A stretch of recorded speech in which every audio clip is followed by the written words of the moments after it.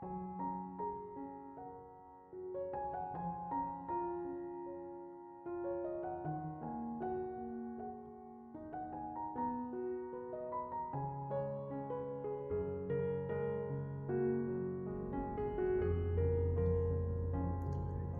Ibu, saudara-saudari, adik-adik, kaum muda yang terkasih, Shalom.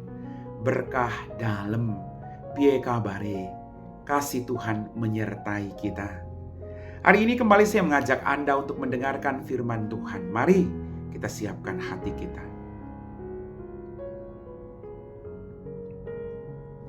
Tuhan bersamamu dan bersama rohmu. Inilah Injil suci menurut Santo Matius. Dimuliakanlah Tuhan. Sekali peristiwa, Petrus datang kepada Yesus dan berkata, "Tuhan, sampai berapa kali aku harus mengampuni saudaraku jika ia berbuat dosa terhadap aku? Sampai 7 kali?" Yesus berkata kepadanya, "Bukan.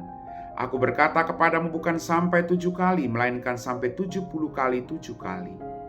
Sebab hal kerajaan surga itu seumpama seorang raja yang hendak mengadakan perhitungan dengan hamba-hambanya.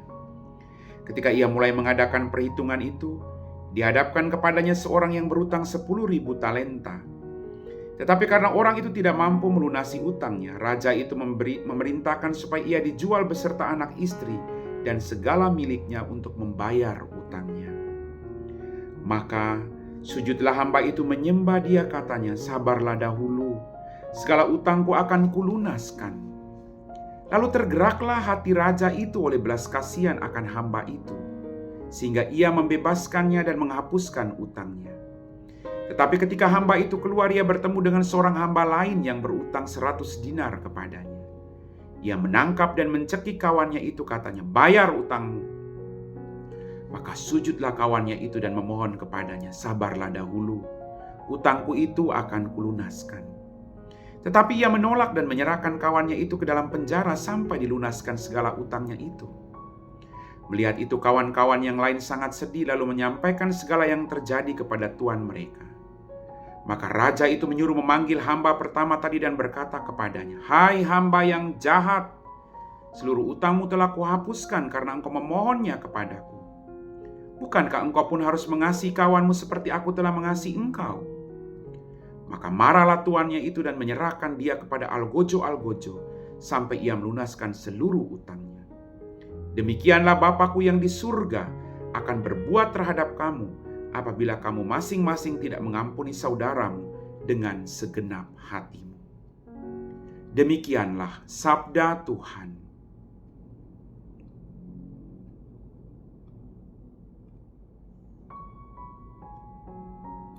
Bapak, Ibu, saudara-saudari, adik-adik, kaum muda yang terkasih. Dalam kisah tadi saya merenungkan soal pengampunan. Kita ini sering berbuat dosa, tapi Allah yang berbelas kasih itu memberikan kita pengampunan lewat sakramen rekonsiliasi. Maka mari, jangan lupa untuk mengaku dosa. Bapak, Ibu, saudara-saudariku yang terkasih. Tadi Simon Petrus datang kepada Yesus, "Tuhan, saya harus sampai berapa kali saya mengampuni saudaraku? 7 kali kah?" Yesus bilang, "Bukan, 70 kali 7 kali. Artinya, mengampuni itu harus terus kita lakukan sampai kita masuk ke dalam liang kubur. Kenapa Yesus mengajarkan kepada kita untuk terus mengampuni? Mengampuni berarti kamu membebaskan dirimu dari hal yang tidak baik. Kemarahan, kebencian, cepat tua. Tapi mendatangkan berkat, awet muda, sukacita, sehat. Membenci orang lain, tidak mengampuni orang lain, sama dengan kamu menyimpan sampah dalam dirimu. Semakin banyak kemarahan dan kebencian, balas dendam, maka semakin menderitalah engkau. Maka Tuhan mengajarkan kepada kita untuk melepaskan sampah itu. Jangan memegang erat sampah itu, tapi lepaskan sampah itu agar hidupmu diberkati oleh Tuhan. Bapak, Ibu, saudara-saudariku yang terkasih, mari kita belajar. Mengampuni itu bukan soal tunggu perasaan kita sembuh, tapi mengampuni itu soal kehendak. Belajar dari waktu ke waktu, dari menit ke menit, dari detik ke detik, untuk bisa mengampuni orang lain. Tuhan Maha Pengampun. Dia mengampuni kita, maka kita harus belajar untuk mengampuni orang lain. Karena jelas tadi dikatakan oleh Yesus, demikianlah Bapakku yang di surga akan berbuat terhadap kamu apabila kamu masing-masing tidak mengampuni saudaramu dengan segenap hatimu. Maka mari, kalau Anda mau dapat pengampunan dari Bapa, ampuni semua orang yang bersalah kepadamu. Buang sampah itu, terima berkat melimpah tanpa diganggu atau disumbat oleh sampah-sampah yang tidak berguna itu. Amin.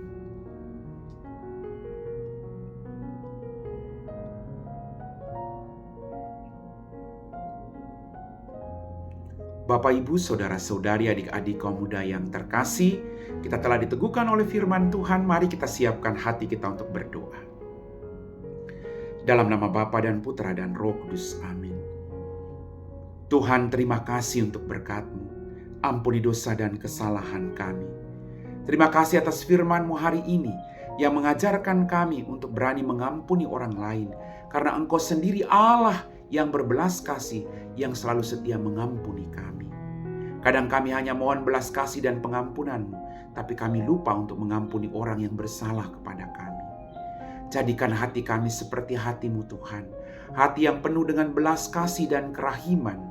Hati yang selalu mengasihi bukan membenci. Terima kasih Tuhan.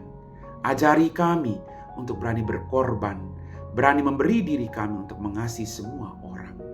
Kami puji Engkau Bapa, kini dan sepanjang segala masa. Amin. Tuhan bersamamu dan bersama Roh. Semoga kita sekalian diberkati oleh Allah yang Maha Kuasa, Bapa dan Putra dan Roh Kudus. Amin.